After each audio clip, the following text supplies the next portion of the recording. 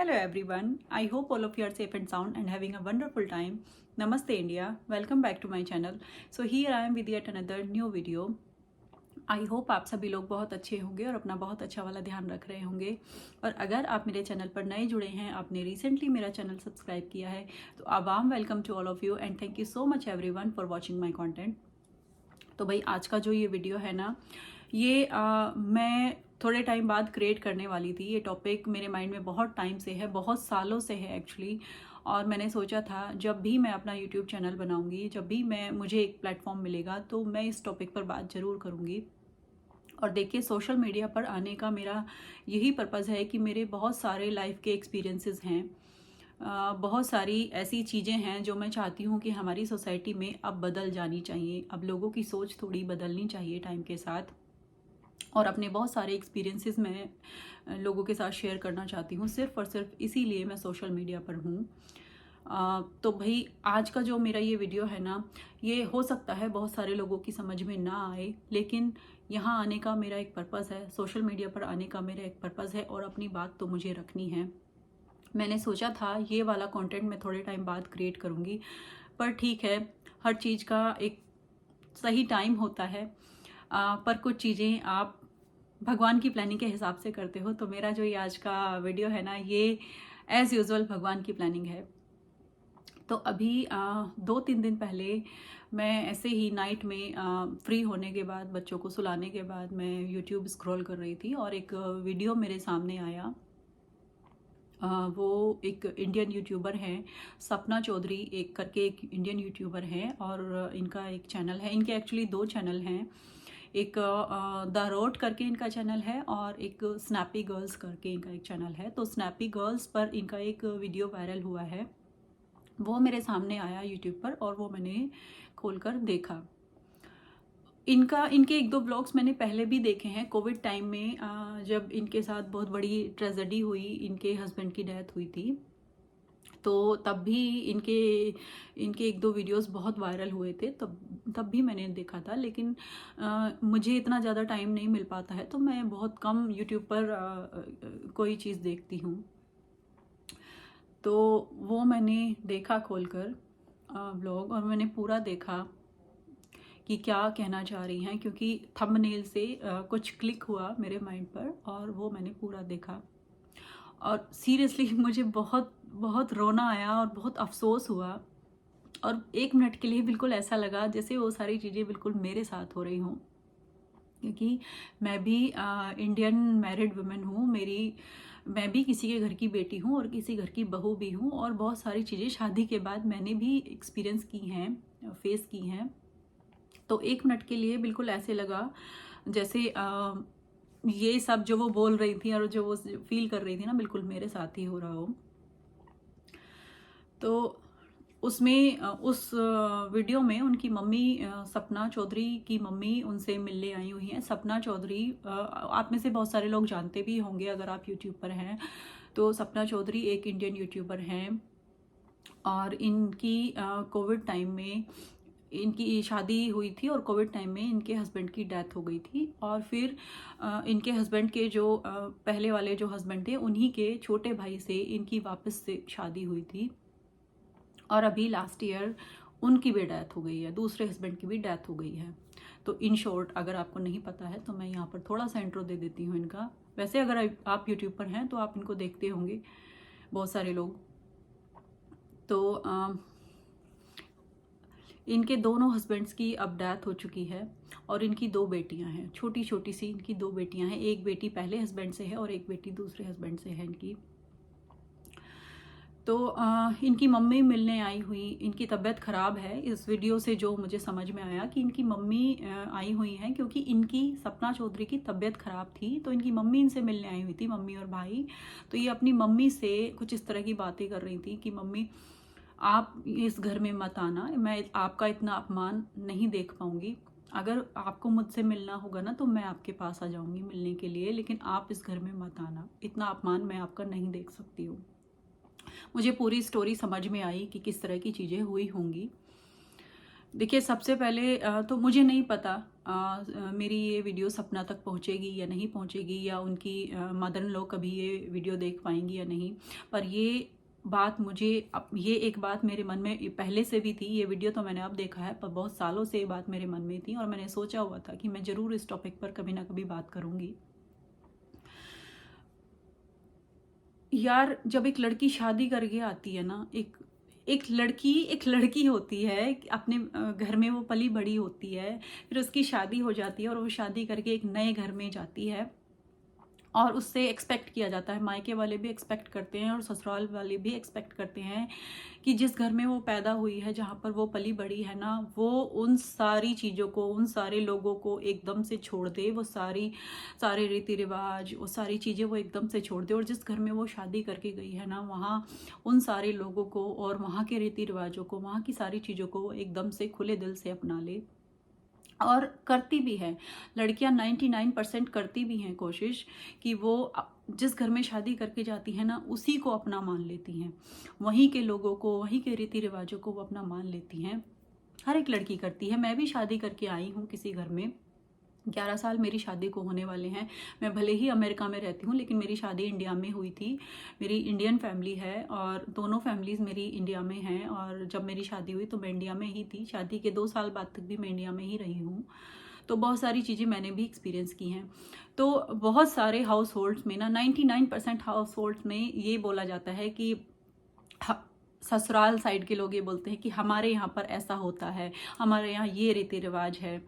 और अगर आपने बहुत बार सुना होगा कि बहुत सारे लोग इस तरह की बातें करते हैं कि वेदों में ऐसा लिखा है, लड़की की जब शादी हो जाती है तो लड़की के पेरेंट्स को लड़की अपनी बेटी के घर पे नहीं जाना चाहिए, वहाँ का पानी नहीं पीना चाहिए, अपराध होता है, पाप होता है, और बहुत सारी ज्ञान की बातें करते हैं, वेदों की बातें करते हैं कि वेदों में ऐसा लिखा है।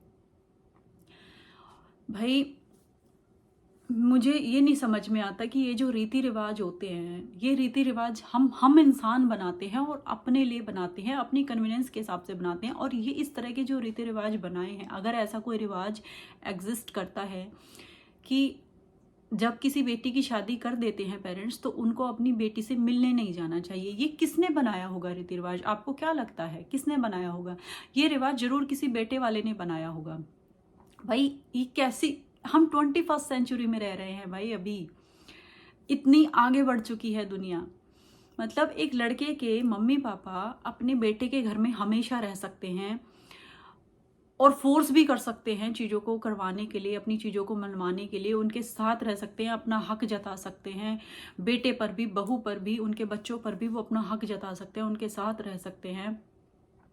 और बेटी के पेरेंट्स, बहू के पेरेंट्स अपनी बेटी से मिलने भी नहीं आ सकते। एक लड़की के पेरेंट्स अपनी बेटी के ससुराल में मिलने भी नहीं आ सकते। ये रिवाज किसने बनाया होगा और ये किस तरह का रिवाज है? अगर ऐसा कोई रिवाज है ना, तो मैं हर उस बेटी से, हर उस लड़की से जो किसी के घर की बेटी है ना, किसी माँ बाप की बेटी है, मैं हाथ जोड़ के रिक्वेस्ट करूँगी, ऐसे रिवाजों को मानने से इनकार कर दीजिए। जिस तरह से बेटा पैदा होता है ना, उसी तरह से बेटी पैदा होती है, और बेटी के पेरेंट्स भी उतना ही दुख झेलते हैं। बेटी के पेरेंट्स भी वो सारी चीज़ें करते हैं। आजकल के टाइम में ना 99% पेरेंट्स बेटियों को भी उतना ही प्यार देते हैं, उतना ही आगे बढ़ाने के लिए कोशिश करते हैं, चाहे वो एजुकेशन हो, चाहे वो कोई भी चीज़ हो, हर तरह से 99% पेरेंट्स आज की डेट में बेटियों को भी उतनी ही अपॉर्चुनिटीज़ देते हैं जितना बेटों को देते हैं। तो भाई,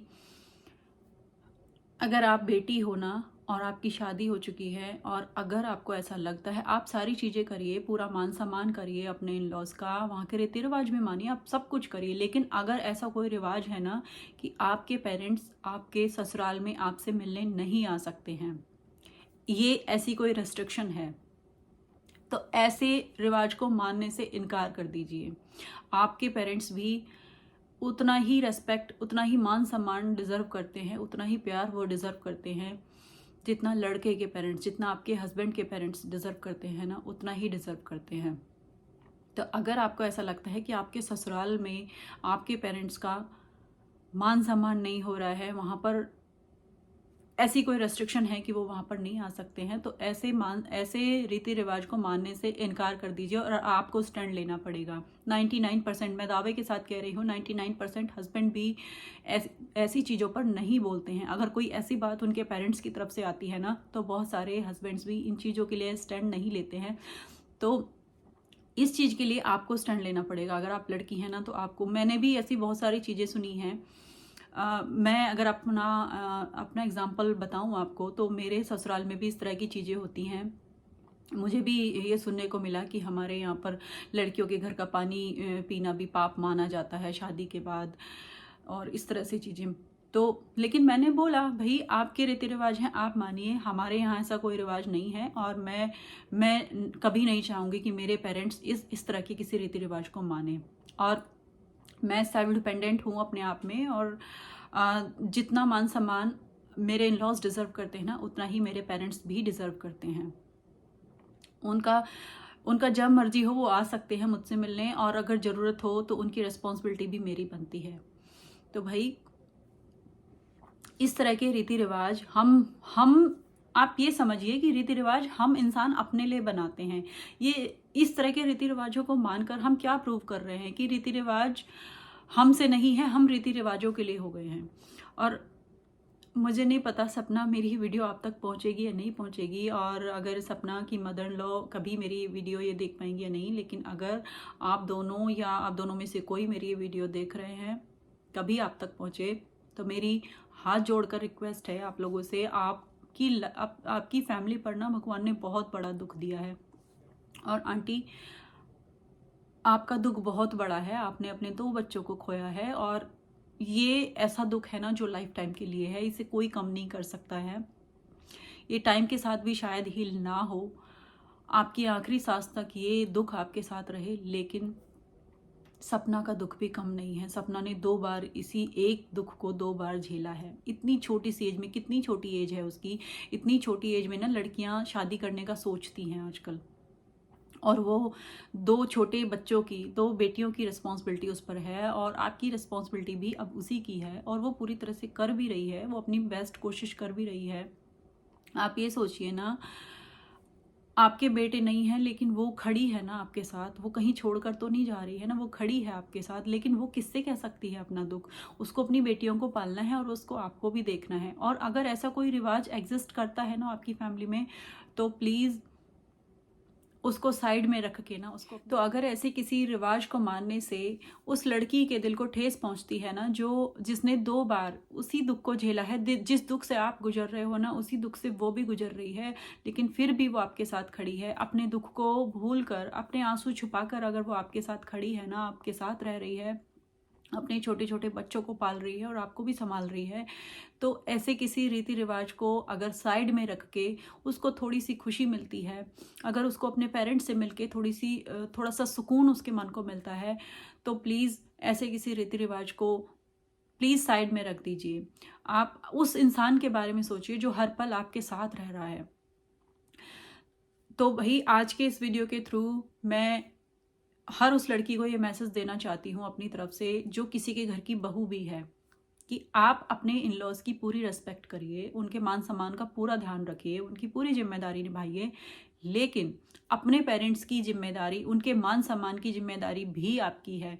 किसी के घर की बहू होने का मतलब ये बिल्कुल भी नहीं है कि आप अपने पेरेंट्स के मान सम्मान को साइड में रख दें। आप उनकी किसी जिम्मेदारी से, उनके मान सम्मान से आपको कोई मतलब ही ना हो। अपने पेरेंट्स के लिए आप खुद स्टैंड लीजिए, उनकी रेस्पेक्ट के लिए, उनके मान सम्मान के लिए, उनकी किसी भी तरह की जिम्मेदारी के लिए आप अपने आप स्टैंड लीजिए। आप किसी और का मुंह मत देखिए, किसी इन लॉज का या फिर अपने हस्बैंड का, आप खुद स्टैंड लीजिए उनके लिए। और अगर आप कोई हैं जो मेरा ये वीडियो देख रहे हैं और आप किसी बहू के सास ससुर हैं, तो मेरी हाथ जोड़ के आप लोगों से रिक्वेस्ट है, मेरा ये मैसेज है आप सब लोगों के लिए, कि एक लड़की जो किसी घर की बहू बनती है, जो कभी किसी के घर की बेटी थी और वो अब आपके घर की बहू बनती है, और वो अपना सब कुछ पीछे छोड़कर आती है, और वो सारी चीज़ें फॉलो करती है जो ससुराल में एग्जिस्ट करती है, सारे लोगों को अपनाती है और सारे रीति रिवाजों को अपनाती है, वो ठीक है, अच्छी बात है, लेकिन उससे ये एक्सपेक्ट मत करिए कि वो किसी ऐसे रीति रिवाज को अपनाए जिससे उसके पेरेंट्स के मान सम्मान को ठेस पहुंचे। अगर वो मिलने आते हैं वहाँ पे, या फिर वो मिलने जाती है अपने पेरेंट्स से, या वो उनकी किसी तरह की रिस्पॉन्सिबिलिटी लेती है, तो इससे आपको कोई प्रॉब्लम नहीं होनी चाहिए। आपका बेटा भी आपकी सारी जिम्मेदारियां निभाता है ना, आपके मान सम्मान के लिए वो रिस्पॉन्सिबल है ना, प्लस आपकी बहू जो किसी के घर की बेटी भी है वो भी आप उसके साथ खड़ी होती है। तो आप भी खुले दिल से उस बहू को अपनी बेटी की तरह मानिए, और ऐसे किसी रीति रिवाज को उस पर इम्पोज मत कीजिए, उस पर या आप उसके पेरेंट्स पर, जिससे उसके मन को ठेस पहुंचे। तो चलिए, आज के अपने इस वीडियो के थ्रू मुझे यही मैसेज देना है सभी को। आई होप कुछ लोगों को कुछ हद तक मेरी बात समझ में आई होगी। अगर अच्छा लगा है मेरा ये वीडियो आज का, तो लाइक करना, शेयर करना, सब्सक्राइब करना मेरे चैनल को, और मैं मिलती हूँ बहुत जल्दी एक और अच्छे से वीडियो के साथ। तब तक आप अपना बहुत अच्छा वाला ध्यान रखिए, सेफ रहिए, खुश रहिए, हेल्दी रहिए, और पॉजिटिविटी स्प्रेड करते रहिए।